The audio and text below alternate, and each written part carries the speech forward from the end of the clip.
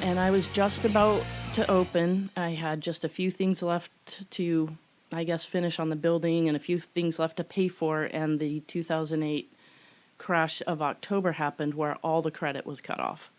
And so I was in the middle of getting an SBA loan, which all just fell apart.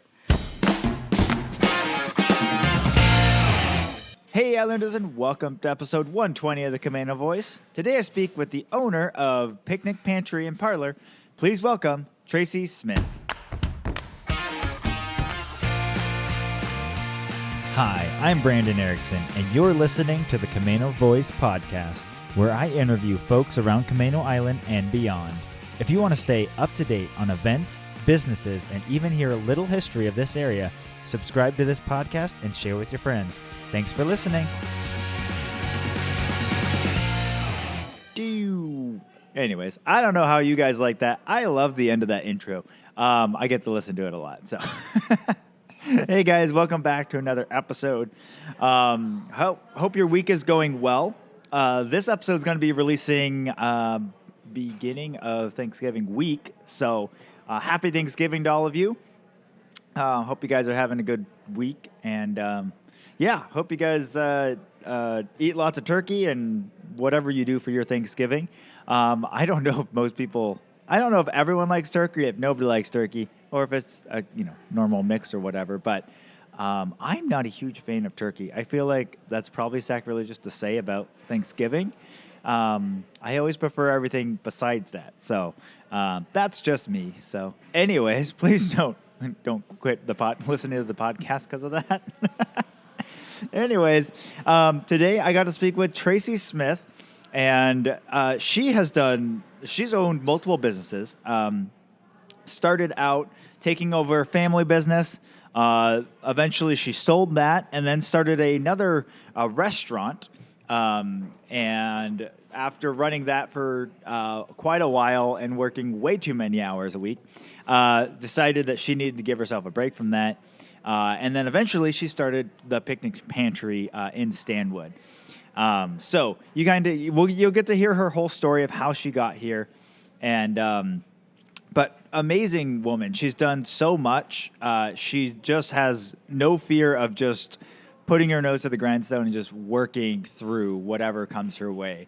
Some of the problems that she's had to solve for her business, both getting started and in the business, she's just done it through sheer willpower. And so awesome interview.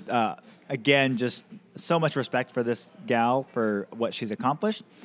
So without further ado, here's my conversation with Traci Smith. Hey, Islanders, and welcome to another episode of the Camano Voice. Today I'm here with the founder of Picnic Pantry. Welcome to the podcast, Traci Smith.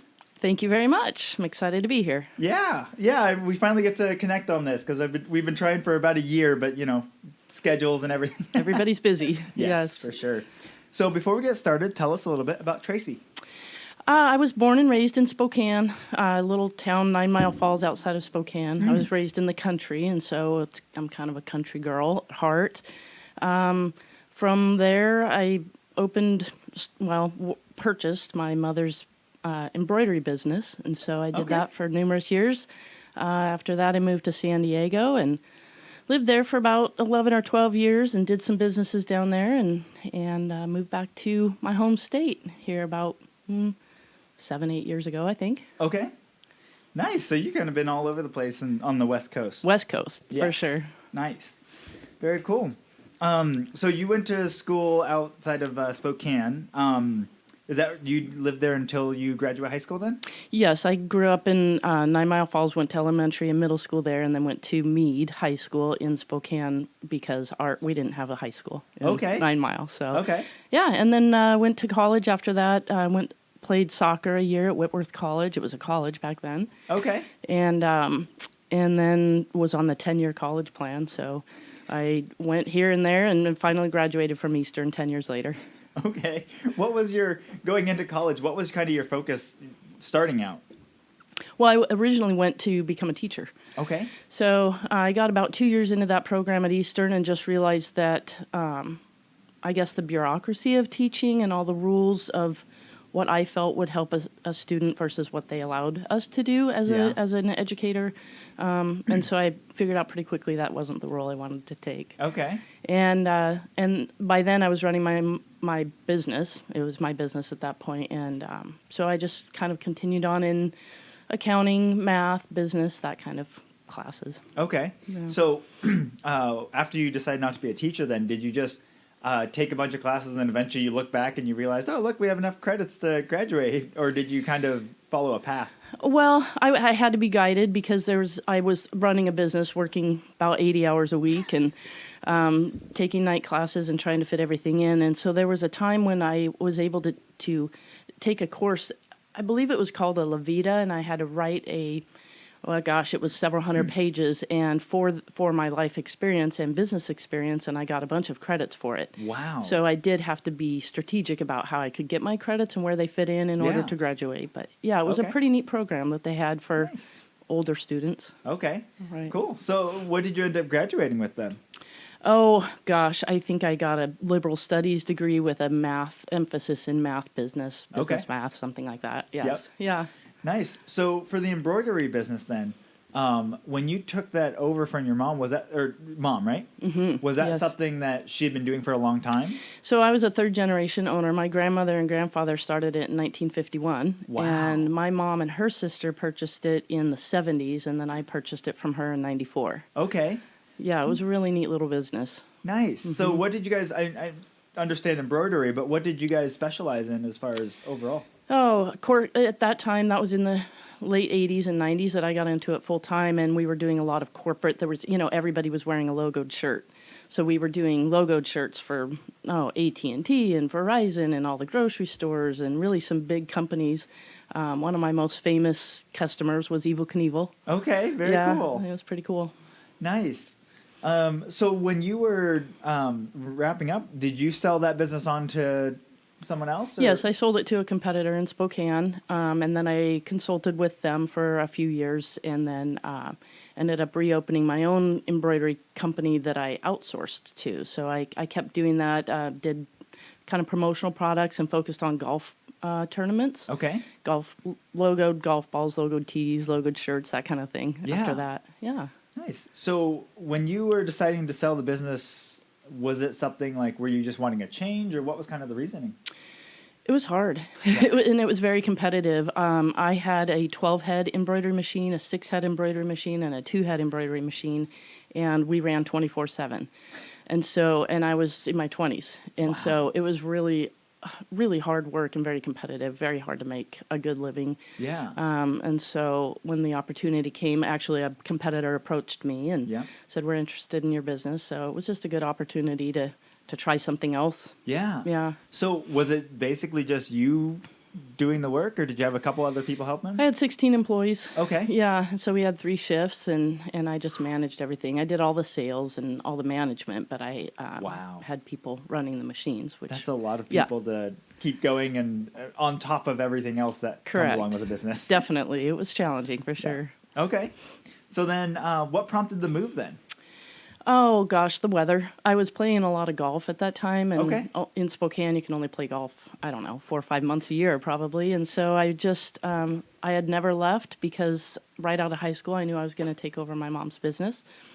And so I just wanted to go somewhere where I could play golf, get in the sun, and try something new. And because I had the kind of traveling remote embroidery business, I was able to take it down there and still make a little bit of income while I built something in San Diego. Okay. So what did you end up building in San Diego then? I had a wine bar, a really super innovative, unique wine bar and restaurant in downtown San Diego, just outside North Park where the Balboa Park is. And it really took off. It had self-serve wine machines from Italy. Wow. It was super cool, really just very unique. I was the first person in Southern California to have the machines, and only the second on the West Coast to have them. Wow. Yeah, they were pretty cool. That's awesome. How does that work? Because I guess they do have self-poured taps for beers and stuff like that now. But like I was just trying to think how that works from a like liquor license Right. perspective. It was very challenging. I had to go to the liquor board since I was the first in that area to do it. Yeah. And really, it was a lot of red tape to prove to them that people weren't going to stand at the machines and get drunk. So we had to monitor how much they poured. They actually purchased a tasting card, and that card would have a certain amount of money on it, and they were Okay. only allowed 10 pours. Okay. And so it was the best date spot. It was the #1 wine bar in San Diego for years. Wow. And it was very ambient, romantic, and kind of a good first date place because you could stand around, taste wine, talk about wine, and it was really fun. I miss it. Yeah. Yeah. How did you get into that? Because you had been working in the embroidery business for so long, and then you moved to California. How did you get into that? Oh, I started doing consulting for a business venture capital company in California that was taking to market a lawn and garden product. Okay. So I was helping them take this product to market nationwide, and I was actually at a trade show in St. Petersburg, Florida. And I stepped out for lunch and walked into this place that had these machines in there, and it was love at first sight. So 8 months later, I bought the machines and moved on. Wow. Yeah. So everything was built around those machines then? Yes, for sure, because they were just so unique. And I don't think I would have survived without having something that unique. Yeah. Yeah. Okay. So then as you were kind of getting ready for that, then you decided you wanted to buy the machines. But, I mean, what time frame are we in right now, like years? So this was a fun time. This was 2008. Oh, okay. Yeah, So great time. yeah, it was super fun. So, I placed my order for the machines in, I believe, April, maybe. Signed my lease in May, and then worked until October on the building. I had to dig out concrete and chop plaster off of brick walls. The brick walls were from the early 1900s, so I wanted to expose them. Wow. And I just did it all myself and worked hard to get it done.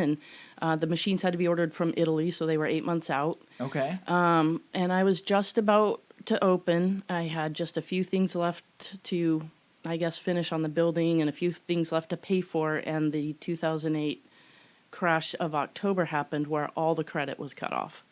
And so I was in the middle of getting an SBA loan, which all just fell apart. So it was super challenging, and I had to go to friends and family at that point just to get the doors open, and it just took off from there, thankfully, but it was a very difficult time. Yeah. Yeah. Wow. Yeah, and I mean, just contrasting that to right now where it feels like they're trying to throw money out the door. Right. on It the was such a SBAs. different, it was so different then. There was no help. Right. It's been so much easier this time around. Yes. Well, Yeah. and I'm sure interest rates at that time were much higher. And Yes, all of that. Yeah, yeah, it was crazy. Wow. So to get prepared for all that, then had you prior to this been like heavy into wine and stuff like that? See, I always have loved food and wine, foodie Okay. and into wine. I guess for me, I've just more along the lines of been a serial entrepreneur is how I would consider myself. Yeah. And I don't think it matters the product that you're selling. It's just the customer service that goes along with it. Yeah. And so I feel like if you educate yourself enough about the product and then just serve it with a smile, it can be successful, work Yeah. hard. So it was more the idea of the machines that I knew would sell itself rather than my knowledge of wine. Yeah. Although I did put myself through wine schools and did a lot of studying, which meant drinking a lot of wine. So that was the fun part of the job for sure. Yeah. Very cool. So then you opened this. Were you the one running on the food and everything as well? I was the cook, the chef, the head chef of the restaurant. So yeah, for a while it could be run completely by me, waiting on the customers. It was a small space, about 1,200 square feet. Okay. And so I could run the place by myself up until the point where it got real busy. You know, there'd be nights where we'd have 200 people in there and it was just insanity. So Wow. there was a time when I probably had 10 employees. Okay. Yeah. Nice. Yeah. So what happened then? Like you were running this. I mean, again, it sounds like you were probably working 7 days a week, just Yes. keeping it going. Is just taking a step back real quick. Is that something like through your mom, your parents and stuff? Was that something that just kind of was like taught in your family? Like you just continually work hard and you just never stop? I think, yeah, both my parents are very different in their approach to business, their approach to life. I think I played every sport available in high school. And so all the coaches and the camps and the different things that I went to really taught me discipline and work ethic. Just keep trying. My motto has always been failure's not an option. So none of my businesses have ever failed, and hopefully, knock on wood, never will. But yeah, it's just work. And I think a lot of people, particularly in the wine and restaurant bar business, they buy this as a hobby, and they think they're going to sit on the other side of the bar and enjoy drinking with their friends and having a good time. And it's not that. It's the hardest work I've ever done. I was working 100 hours a week, and I was beyond exhausted. And so that's when I decided to come back to the Northwest. And I did that. I had the restaurant for about 10 years, but I came back to the Northwest about 7 years into owning it. Okay. And ran it from up here. Oh, wow. Yeah, so I hired a good manager, went down once a month for a week to manage it, and until I got to the point where I could sell it. Okay. Yeah. Wow. Yeah, one of the things, through talking with different businesses, looking at businesses and things like that, restaurant and any food service that is served to order or any of that side, just blows me away. The amount of energy and work that goes into those types of businesses. No question.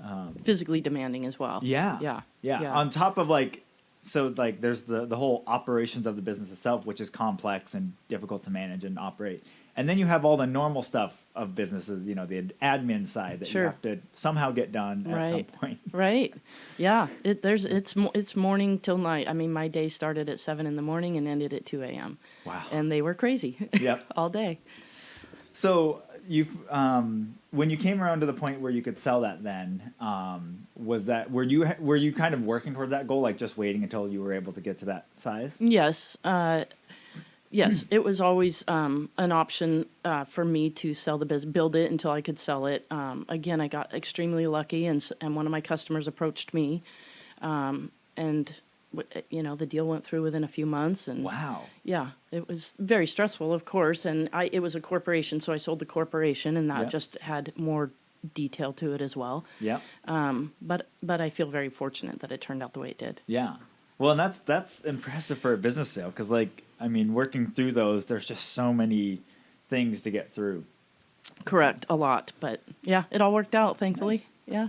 Cool. So then, after you sold that business, what was kind of your plan moving from there? So at the same time that I was selling that business, at the time I was living in Kirkland, and I was looking to buy a home, and my real estate agent, because we couldn't find a home in that area at my price range, suggested Camano Island. So she brought me up here, and I fell in love with every home we looked at in the area, and I'd never heard of Camano Island. And so I purchased a home up here. I was in the process of selling my restaurant in San Diego, and I had to wait 3 months. It was part of the sales agreement, and so I couldn't work for 3 months. So I got to play a lot of golf, meet a lot of people, really immerse myself in the community. And then once those 3 months were up and the sale was final, it was kind of like, wow, now what am I going to do? And so that's when I really started looking around as to what this community needed and how I could participate in this community. Yeah. What is the, what was the reasoning and stuff behind a no work 3 month clause? He needed to make sure that everything that I had told him was true about my transition was actually true. And so that it actually had customers, that all the equipment worked, that kind of thing. And so it was an escape clause for him, essentially, in case I had misrepresented myself. Got it. Okay. Cool. Yeah. So, in your kind of researching and looking around then, how did you come upon the space in Stanwood, and how did that idea kind of come?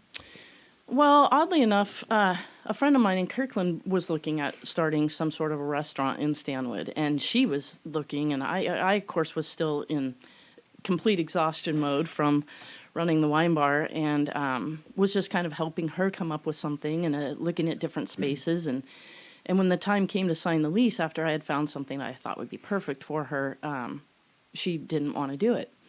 And so I thought, wow, I guess I could do it. So she wanted to do a restaurant, but when I really started looking around, there were no kitchen shops around here. There was no place to have a glass of wine, like for ladies to go out Yeah. and guys too, but ladies to go to a comfortable, quiet environment and have a glass of wine. There was nothing like that around here. Yeah. And so my initial plan was to always have a little wine bar and then a kitchen shop. And it's just morphed from there. Mm-hmm. Yeah. Nice. So when you were kind of planning to start this one then, was there something, were you looking at this like, I want to build this differently than I had in other businesses? I think this environment, the Stanwood Camano environment, makes it different. Small town, a small amount of people. We're not in a busy area. You know, you actually have to get off the freeway and purposefully come this way. Yeah. So all of those things made it a different business for me from where I had been in the past. And additionally, I didn't know the clientele well because I was new to the area. Yeah. And so this was all happening in 2017. So I moved to the area in 2017. I sold my business in 2017. I'm starting a new business in 2017. And I, quite frankly, didn't know a lot about the community yet. And just in my research of talking to people and talking to businesses and talking to people about what the needs were of this community is kind of how I decided to jump in and kind of thought, well, I don't have a lot to risk. The rents are lower here. Yeah, I'm sure that was probably nice looking Yeah. at those. Oh, yeah. I have 3 times the space now and for a lot less money. So definitely. Very cool. Yeah. Nice. So then, what was it getting started? How did you come up with the name? Oh, I'm not sure. Thinking back, lots happened between now and then. Yep. But I think I wanted something that was pantry-esque, something that was kitchen related, and that was unique and catchy. The Picnic Pantry and Parlor, the Parlor part with the French spelling is what I wanted the wine bar to be. Okay. Just something where you would sit and have a cup of tea or a cup of wine and just be very comfortable and cozy. And so also finding things online that you could get the .com for was important to me. So Yes. that's probably honestly how the Picnic Pantry came about. Yeah. Nice. So then as you were starting to plan out this business then, what were the things, were there specific things that you wanted to bring in that, you've mentioned the kitchen gadgets things. What was kind of the, I guess, uniqueness aspects of the things that you wanted to bring in? I think that that's still hard. I still am challenged with that because there are so many unique items, as you know. You could bring in just a gazillion unique items, but then you've got people that come in, they want the whisk that their grandmother had, right, or the whisk that they've always used, or the spatula that has a black handle and a red scoop. I mean, it's just so hard. And so I have rows and rows and rows of whisks and spatulas, and I always seem to be short the one that somebody's looking for. Yeah. So, and I try when people come in and ask for a certain item, I try to go find it and get it for them, or at least accommodate it if it's asked for several times. I kind of let the customer guide me into how unique I can get, and yet how ordinary some of the things are that I need to carry. People just need sometimes the basic kitchen utensils. Mm-hmm. So I try to carry a little bit of both. Yeah. Yeah, I would say there's definitely times where, think about in the kitchen, where you either get like that wooden spoon that just works perfectly for whatever, or, the spatula just works perfectly. And I'm always afraid, like, what if this breaks? I'm like, I don't remember where we got this thing. Exactly. Yeah. And so you can come to my store and I will have a lot of spatulas. Whether or not I'll have that one, I'm not sure, but yeah, it's fun. Nice. So, in that, with the kitchen gadgets and stuff, is there a favorite kitchen gadget that you have in the store that like you just love? The Fisky is one of my favorites. It's a fork and a whisk. It just beats cream cheese really well, and then it scoops it too. So, whisks don't scoop. So to have something strong enough to whisk something heavy and scoop. Another one is the chopper, and it's got 4 cross, I guess, pieces on it, and it chops up your ground beef or ground chicken or whatever in your pan while you're cooking it. Oh, okay. So that's one of my favorite tools. I have these really cute little Moroccan glasses, hand blown, that I really like. Nice. Perfect for wine. Yeah. Yeah. Very cool. Yeah. What are some of your favorite wines? Oh gosh. My slogan is that life's too short to drink the same wine twice. Okay. And so I love to experience different wines. I drink wines from all over the world. It really depends on what I'm eating it with, what the weather's like. But my go-tos would probably be a French rosé. Okay. I also love a good Syrah, a meaty, gamey Syrah, often out of, again, France. Washington does a good job on Syrahs. Mm-hmm. I do miss my California wines. They're a little bit tougher to get up here in this area. Yeah. But yeah. Nice. Very cool. Then, over the last couple of years, obviously, COVID and everything happened. What was that, as we were kind of going into that, what was that like for you then? Super scary. Yeah, in so many ways, for your own health and safety, the health and safety of your friends and family. But from my business perspective, I just honestly didn't know what to do, and because my motto is failure is not an option, I think I stayed home one day and was depressed and decided that can't happen anymore. So got up and went to work and started selling stuff on Facebook and via text and email, and like we all did, and did a lot of curbside pickup, a lot of door drops, and just really communicated with my customers to try to make it work. But yeah, very, very stressful. Yeah. How did that compare to what 2008 when you were opening the wine bar? It just showed me what a great community this is. In 2008, in San Diego was a big city. I wasn't connected to the community like I am here. And that was, a lot of really extreme bills and stress, and you just had to panic to get people in the door every day. This was different because you couldn't get people in the door. Right. So luckily I had already developed my business to a fairly strong point, and, great relationships with the community and with customers. Who wanted to support me and went out of their way to support me, and other businesses too. But I just felt like if I had done that, if I had just opened the pantry, I don't know that I would have survived. Mm-hmm. And B, had I been in a large city, I don't know that I would have survived. So I give it all to this community, really. Yeah. No, I think the community here, I've talked with lots of people from this community, small businesses, and almost, I think all of them, their experience was this community supported the small businesses. Definitely. Like you said, they went out of their way to make sure they stopped in, or not stopped in, right. drove by and did curbside or delivery or whatever they had to support the small business. That's right. Yeah. It was impressive. I remember I was doing my flatbread pizzas, take and bake pizzas one day, and I had 75 orders for flatbread pizzas in one day, and it was just me, I had to bring my sister down to help me, and but I mean that's huge. I could never sell 75 pizzas in my restaurant because you couldn't do that. But take and bakes, it made it work, and that many people wanted to support me was pretty amazing. Yeah, that's awesome. Yeah, and the other thing that has been a string through everyone that I talked to that small business is, they all had similar stories of like day one, like they were like, everyone shut down, we're closed and everything. And a lot of people are like, of the business owners, tried to stay home for that day. They were like, all right, we're going to lockdown with everyone. And just realizing I can't just leave that to die, right. Or just sit out there. Right. And so a lot of them next day were back up and figuring out, all right, I'm going to figure this out, and talk to people who were very scared of social medias and things like that leading up to it. And we're like, I don't know what I'm doing, but I'm going to figure this thing out. Yes. Absolutely.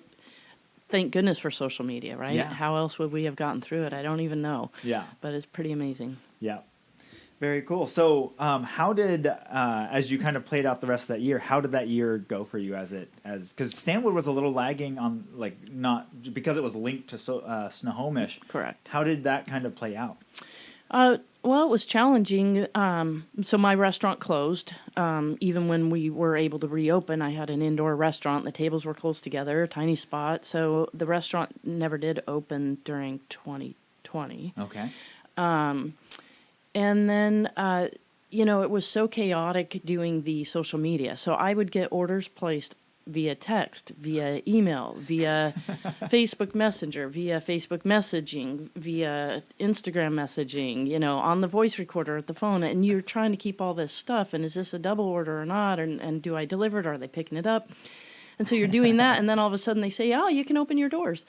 So now my doors are open and I'm still got all these orders and deliveries and things. And I just thought, how am I going to do this? This is insane.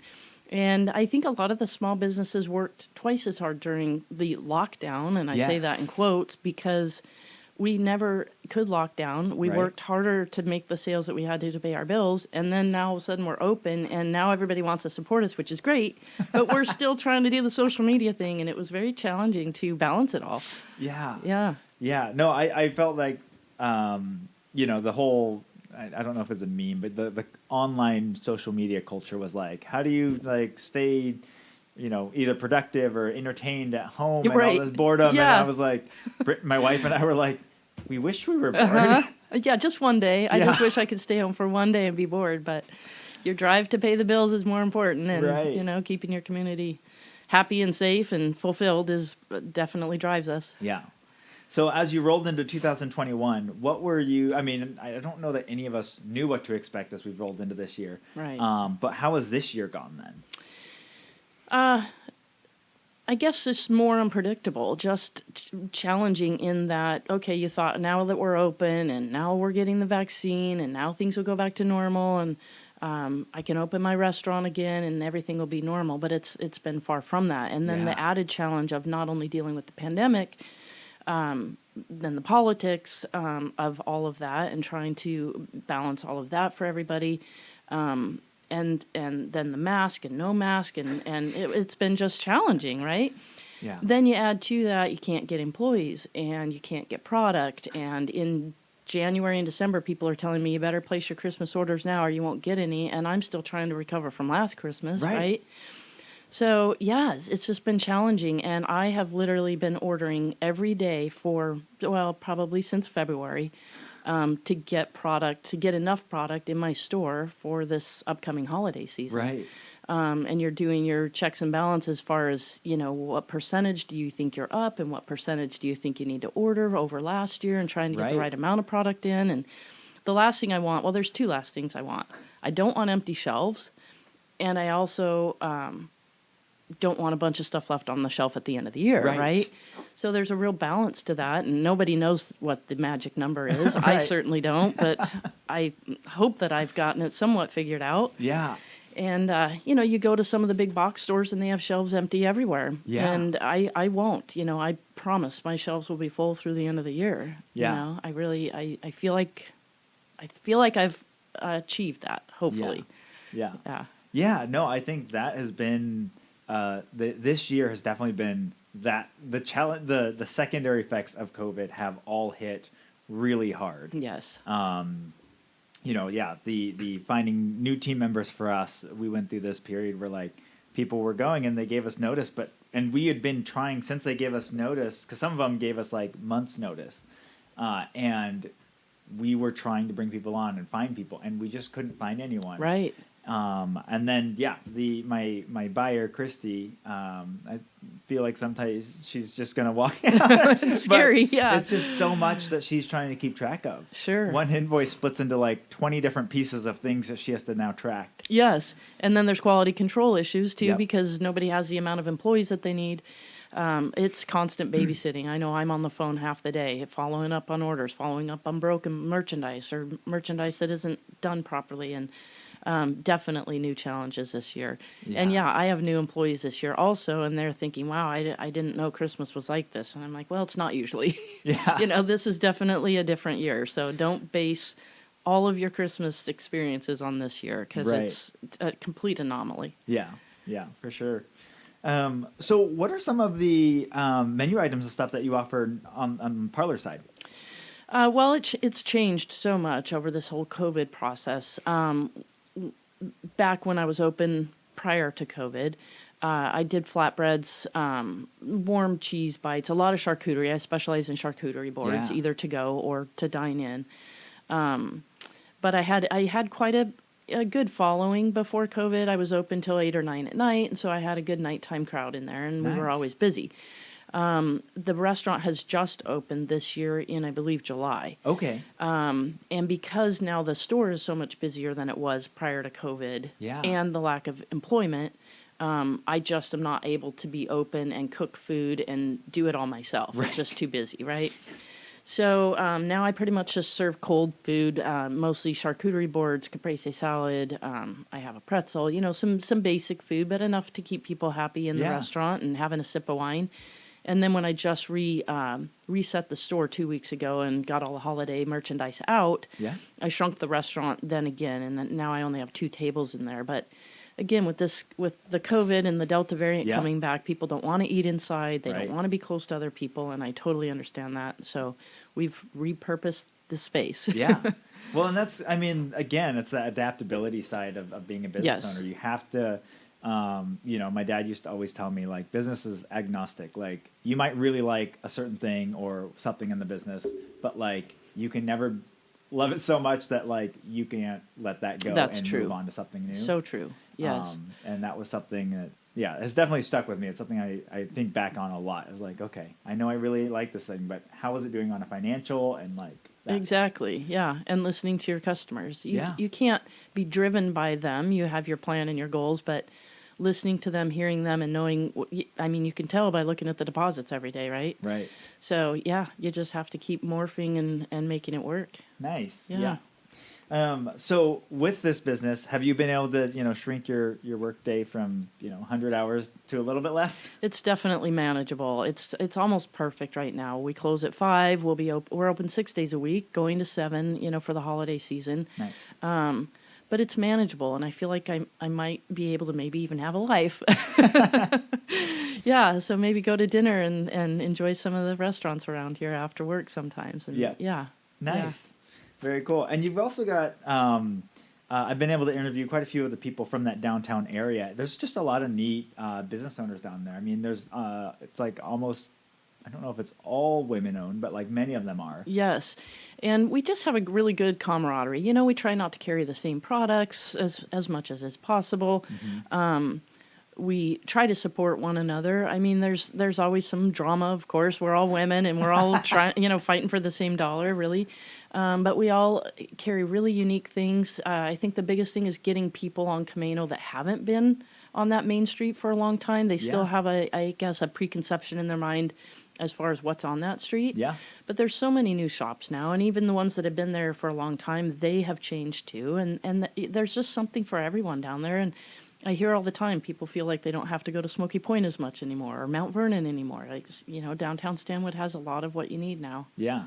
Yeah. No, I think there's just a lot more down there than I mean, growing up, there was, because we moved here in 95. So there was like the Scandinavian bakery down there and stuff. Right. And then like after that went out, like there's a lot of things that just shut down there. And so there wasn't a whole lot down there for a long time. Yeah. And then, more recently, like I've been knowing people that are going down there. And when I drive down there, I'm like, oh, look, the stores are open and there's people going around and walking around. It's great. It's really neat to see. And there's no vacancies right now on our street. Yeah. On the other end of town, I think it's about the same. There's some great shops there, and people are really working together to promote the city as a whole. Yeah. So it's really neat what's happening. Yeah. No, I Yeah. definitely feel, I was just talking to someone else about that for a while there, Stanwood wasn't necessarily a place that people like went to move to. It was just kind of Right. especially like with Twin City, like it was just people would move there to work at Twin City and Right. stuff. But over the time period, especially over the last like probably 5-10 years, like Stanwood has really like stepped up in a lot of ways. Definitely. It looks much nicer as you're going through town, and Yeah. you just feel a younger, more like vibrant energy than, For sure. than just being like a town. Yes, yeah. And So- it's nice to see the younger people moving into this area too, and then coming in and enjoying what they're finding. Yeah. It's neat to see the change. Yeah. Well, it's nice to have food options and restaurants and Definitely. shops and stuff. Yeah, there wasn't that when we moved here. Yeah, okay.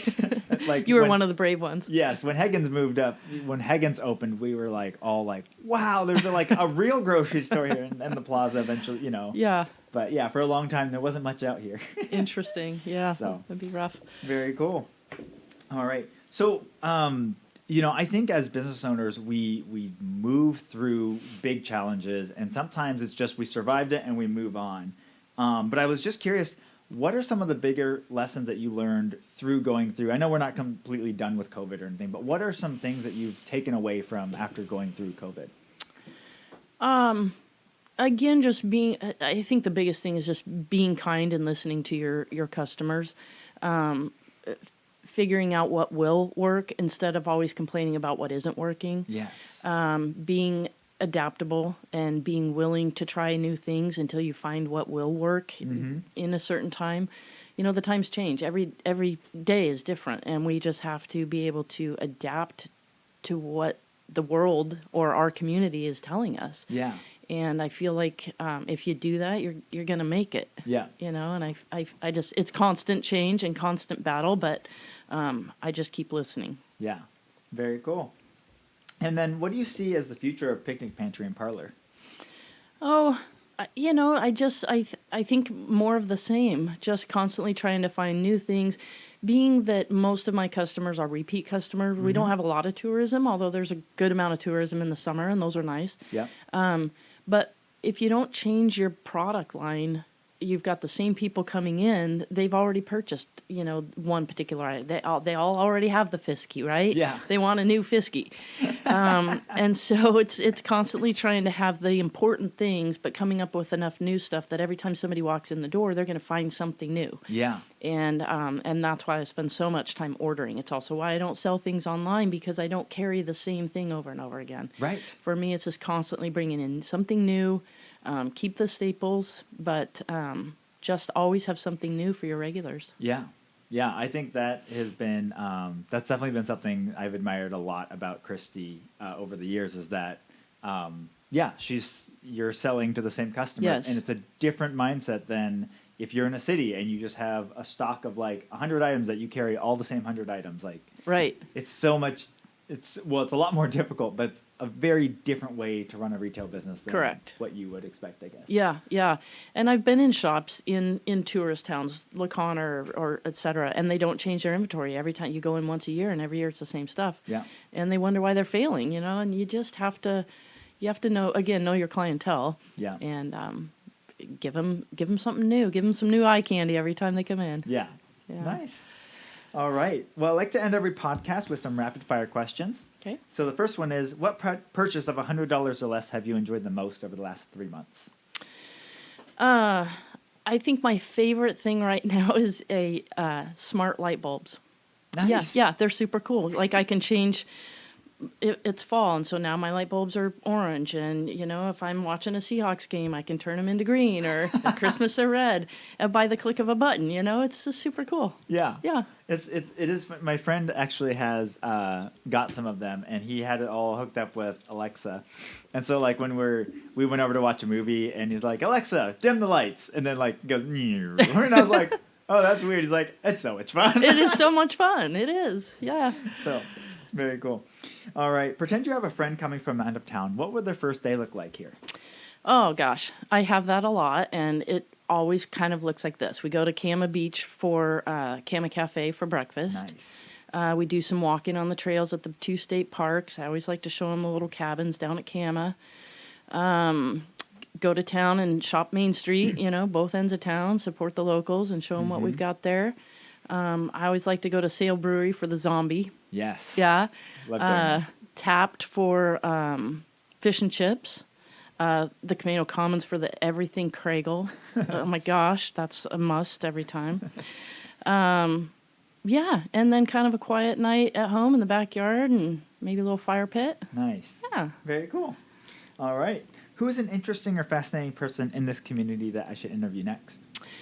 Well, I don't know if you've interviewed her, but who I think has really done a good job in this community is Bonnie Eckley Yeah. with Camano Center. Yeah. I try to support them as much as possible. And every time I go to a meeting, she's just dynamic. She's made some great changes.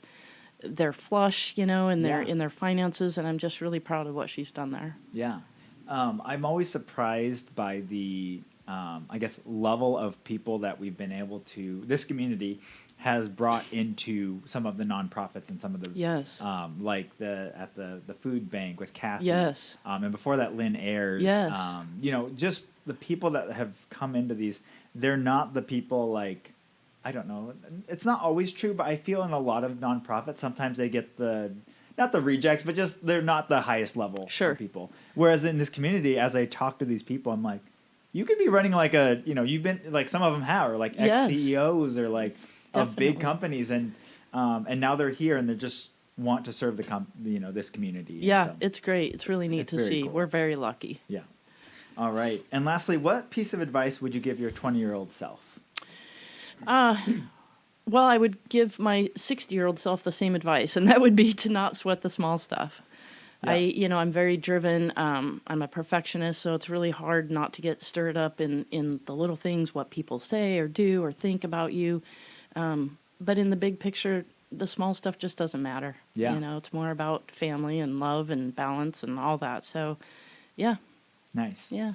Very cool. Well, thank you so much for joining me on the podcast today. Thank you for having me. It's been fun. All right. And Islanders, I will talk to you on the next one. Well, a big thank you to Traci Smith for joining me on the podcast today, and thank you for listening. If you haven't already, be sure to rate, review, and subscribe to our podcast on your favorite podcast platform. It really helps us be found by other Islanders like yourself. And for more information on this episode, you can go to CamanoCommons.com/podcast. That's CamanoCommons.com/podcast. Thanks for listening, and see you next time.